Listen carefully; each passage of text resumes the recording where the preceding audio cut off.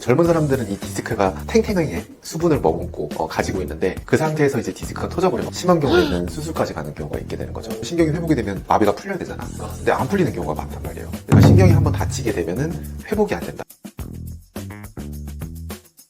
안녕하십니까. 통증솔루션 윤탁태입니다. 네, 안녕하십니까. 이번 주제는 20대, 30대 허리 디스크 관련된 주제입니다. 대부분 이제 허리 디스크가 다 좀 나이가 있으신 분들이 좀 걸린다고 생각하고 노후가 돼서 다친다고 생각하는데 20대, 30대도 좀 보이거든요. 그쵸. 네. 20대, 30대들도 허리 디스크가 꽤 생겨요. 네. 꽤 많이 생기고 20대, 30대들이 또 디스크가 생기기 시작하면 이제 골치가 아프죠. 위험하다고 얘기해요.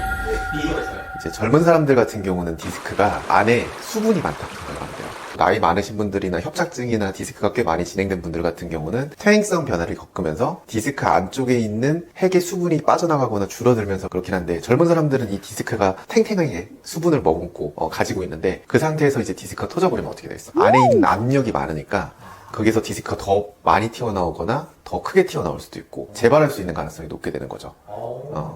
디스크가 이제 보통 터지는 거를 환자분들한테 얘기할 때는 타이어라고 이제 보통 설명을 해주고, 타이어에 있는 곳에서 구멍이 만약에 난다고 했었을 때 압력이 더 세지면 타이어 안에 있는 고무가 좀 더 빠르고 많이 튀어나오겠죠. 그러니까 그런 거랑 비슷하다라고 생각할 수가 있죠. 그런 상태에서 이제 관리를 잘 안 해주거나 그렇게 되면은 디스크가 또 더 다시 튀어나오면서 더 통증을 일으킬 수가 있고, 심한 경우에는 수술까지 가는 경우가 있게 되는 거죠. 그러니까 디스크가 튀어나와서 신경을 눌렀을 때 보통 이제 압력이 너무 세진다라고 하면은 물리적 압력 때문에 신경이 눌리면서 아프게 되는 것도 하나가 있긴 하지만, 보통 화학적인 염증 반응의 작용 때문에 염증 물질이 확 퍼져나가면서 통증이 오게 되는 거거든요. 그렇게 되면 그 염증을 잡아주고 통증을 가라앉히거나 그렇게 되면 이 디스크가 다시 들어가거나 그냥 고정이 되는 경우가 있어요. 그럼 디스크가 튀어나온 상태에서 염증 반응을 일으키지 않는다라고 하면 통증이 없어지게 되는 거죠. 그러니까 이제 2에서 3개월 정도 좀 조심하라고 한 게 그 막이 완전히 닫힐 때까지 나빠지지 않게 만들어주게 되면 그게 딱딱해지면서 그 안에 있는 내부의 수액이 더 튀어나오는 걸 막아줄 수가 있게 되는 거죠. 그러면서 이제 완치가 된다고 생각을 하면 돼. 확실히 뭔가 나이가 드신 분들은 많이 못 움직이시니까 맞아. 조심성이 좀 있는데 저 20대, 30대 솔직히 그게 좀 쉽지 않거든요. 아프다 싶으면 막 움직이게 되니까. 그 상태에서 또 젊은 분들 같은 경우는 활동이 많잖아. 20, 30대에서 디스크가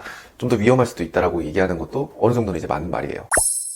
근육통이랑 디스크성, 통증 이상적으로 어떻게 가르나요? 근육통 통증 같은 경우는 국소적인 통증이 많아요. 그러니까 오늘 한 부분이 아프다는 통증이 많고, 움직이거나 근육을 좀 풀어주는 스트레칭을 하거나 그랬을 때는 풀리는 경우가 많고, 디스크성 통증 같은 경우는 방사통이라고 보통 많이 얘기를 하죠. 그러니까 다리 쪽이나 한쪽 엉치 쪽으로 퍼지는 방사통 같은 것들이 잘 생길 수가 있고, 한쪽 뭐 오른쪽 허리가 아프고 엉덩이가 아프다 이런 증상으로 호소해가지고 오시는 분들도 많거든요. 결론적으로는 우리가 아까 전에 얘기했었던 디스크 안에 있는 뭐 수액이라든지 안에 내부 물질이 많다라고 하면 어떤 압력을 가해줬을 때 더 많이 튀어나올 수 있다고 얘기를 했었잖아요. 네. 그 살짝 구멍이 나 있던 부분에서 허리에 압박을 줘서 통증이 왔다가 다시 그 압력을 풀어주면 다시 들어가고, 이게 이제 반복하면서 디스크가 균열이 생긴 부분이 더 커지면서 더 나빠지는 경우도 있고, 근력 저하, 뭐 힘이 빠지는 느낌이 든다든지, 뭐 발목이라든지 엄지발가락을 들어 올렸을 때 잘 들어 올려지지 않는다든지 이런 증상이 생길 수 있고, SLR 테스트라고 스트레이트 레그 레이즈라고 해서 전형적으로 누웠을 때 다리를 자기의 힘으로 말고 남이 이렇게 들어줬었을 때 갑자기 뻗치는 증상이라든지 통증이 확 온다라고 했었으면 디스크를 판단할 수 있는 좋은 검사 중에 하나죠. 그런 걸로 이제 근육이라든지 디스크에 대한 것을 판별할 수가 있다라고 생각하시면 돼요.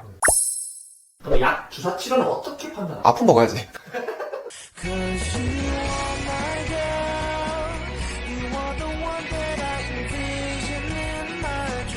너무 심플하네요.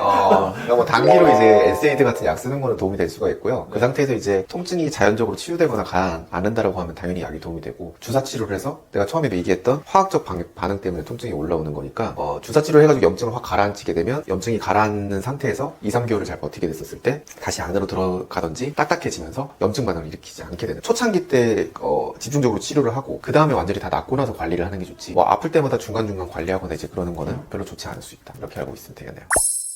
자, 그러면 세분은 집에서 해볼 수 있는 안전한 신경학적 스크리닝을 SLR 테스트를 이제 같이 살고 있는 사람이라든지 다리를 이렇게 들어 올렸을 때 갑자기 통증이 확 나오는지 확인을 해보는 것도 방법이고, 뭐 까치발이라든지 뒤꿈치를 뭐 한 10번 정도 이렇게 들었을 때 근력이 빠지는지 안 빠지는지, 통증이 같이 동반되면서 그 다음에 피부 분절의 감각을 확인을 하는 거죠. 그러니까 이거는 뭐 자기가 만져봤었을 때 왼쪽이랑 오른쪽을 비교해봤었을 때 감각의 차이가 느껴진다, 뭔가 이렇게 내 살 같지 않고 막 찌릿찌릿하게 느껴진다라고 하면은 의심을 해볼 수가 있고, 그 다음에 허리를 굴곡하는 자세. 그러니까 뭐 앉은 다음에 허리를 이렇게 숙인다든지. 이게 이제 한마디로 허리에 있는 압력을 늘려주는 거잖아요. 그러니까 그랬을 때 갑자기 통증이 심해진다고 하면은 의심을 해보면서 좀 피해주는 게 좋을 수 있죠.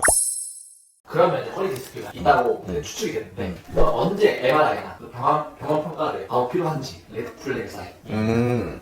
그냥 뭐 제일 좋은 거는 소변이라든지 대변이 자기 의지로 뭐 잘 안 나온다든지 그랬을 때 그게 이제 제일 위험한 사인 중에 하나죠. 엄청 아프면서. 그리고 회음부의 감각, 저하가 느껴졌을 때 마비가 의심되는 부분이 있기 때문에 그거는 나중에 시간이 지나서 치료를 한다라고 하더라도 신경이 회복이 안 돼요. 그러니까 신경이라고 하는 걸 또 이렇게 너무 무시할 수 없는 게 교통사고라든지 막 오토바이라든지 뭐 다이빙 같은 거 했었을 때 갑자기 사지마비가 됐다 막 이런 기사들 간혹 종종 보잖아요. 그게 이제 경추에 있는 신경이 다쳐서 그렇게 되는 건데 이게 시간이 지나면 신경이 회복이 되면 마비가 풀려야 되잖아. 근데 안 풀리는 경우가 많단 말이에요. 그러니까 신경이 한번 다치게 되면은 회복이 안 된다. 그렇기 때문에 레드 플래그 사인 중에서 이제 마비뿐만 아니라 소대변의 감각 이상이 됐다라고 하면 신경이 꽤 많이 눌렸다고 판단을 해야 되기 때문에 그건 이제 응급이다. 바로 빨리 가가지고 MRI를 찍어보고 확인을 해봐야 된다. 그리고 갑자기 이제 점점 빠르게 힘이 빠지는 것 같아. 다리에. 그리고 하중을 실을 수가 없어. 통증이 심해서. 진통제 먹어도 반응이 떨어지고 밤에 점점 더 심해지는 느낌이 든다든지. 그랬을 때는 응급실이라든지 아니면 병원에 빨리 가가지고 MRI 찍어봐야 돼요. 급성기 때 뭘 하면 될까요? 쉽게 말하면 피스? 이런 피스인가요? 피스죠. 평화를 찾아야죠. P라고 만약에 하면 프로텍트. 그러니까 통증을 유발하는 굽힘이라든지 회전이라든지 이런 이렇게 압력을 주는 것을 피한다. 피해가지고 하는 게 하나가 있고 E는 엘리베이트. 무릎 밑에 이제 베개로 골반을 이렇게 된 다음에 이제 골반을 중립으로 맞춰주고 옆으로 잘 때는 무릎 사이에 이제 베개를 껴준 다음에 한쪽으로 쏠리지 않도록 만들어주는 게 좋고 A는 어보이드.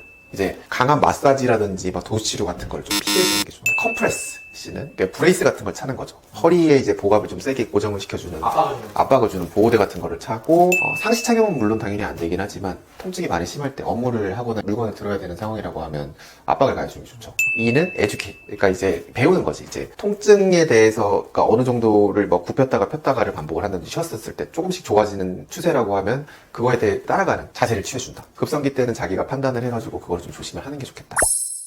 맥켄지 운동, 디스크 괜찮아요? 이게 우리 도비도 네.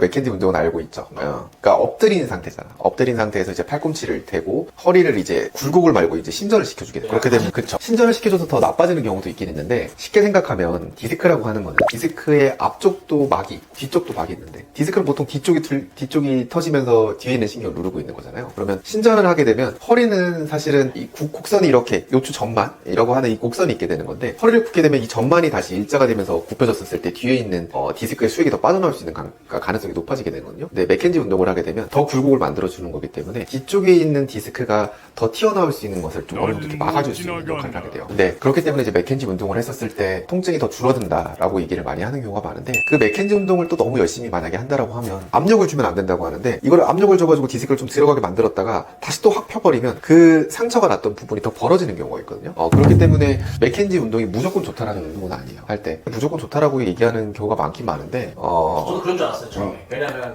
그냥 젊으니까 그냥 거기에 근육을 이제 만들어가지고 최대한 보호하겠다는 그런 발상을 생각했었는데 이 디스크의 압력이라는 생각이 딱 들으면 그거는 생각 한 번도 안 해본 적이 맞아요. 그래서 이제 맥켄지 운동을 했었을 때 그 증상이 좋아진다라고 하면 어느 정도 좀 유지를 하는 게 도움이 될 수 있는데 만약에 좀 더 아파졌다라고 하면 디스크가 이미 좀 많이 튀어나온 상태에서 맥켄지 운동을 하게 되면 디스크가 더 튀어나오게 되거든요. 안에 있는 수액이 이제 이렇게 살짝 튀어나왔다가 맥켄지 운동을 하면 쏙 들어가. 그런 경우도 있고 맥켄지 운동을 하면 더 튀어나온 걸 꽉 눌러주면 이게 더 튀어나올 거 아니에요. 풍선에서 이제 압력을 더 주게 되는 거니까. 그러니까 사람마다 다르죠. 디스크가 얼마나 터져 있느냐에 따라서 다르기 때문에 맥켄지 운동이 도움이 되는 경우도 있고 안 되는 경우도 있다. 그래서 조심해야 된다. 요약해서 얘기하자면 젊은 환자들 같은 경우도 디스크가 그냥 자기가 튀어나오면 금방 낫겠지라고 생각하는 분들이 많은데 더 고생을 많이 하는 분들이 많긴 하거든요. 그러니까 자기 몸을 그래도 젊었을 때부터 잘 아끼고 그 염증 반응을 없앤 상태에서 급성기를 없애고 2-3개월 정도로 좀 조심해야지 디스크가 확 더 터지면서 막 수술을 여러 번 하게 되는 그런 불상사를 막을 수가 있으니까 젊으신 분들 좀 조심을 하시는 게 좋겠네요. 저도 조심하겠습니다. 조심해요. 감사합니다. 오늘 너무 유익했습니다. 감사합니다. 통증 솔루션 유닥터였습니다. 감사합니다. 진료하자. 네, 진료하겠습니다. 빨리 하세요.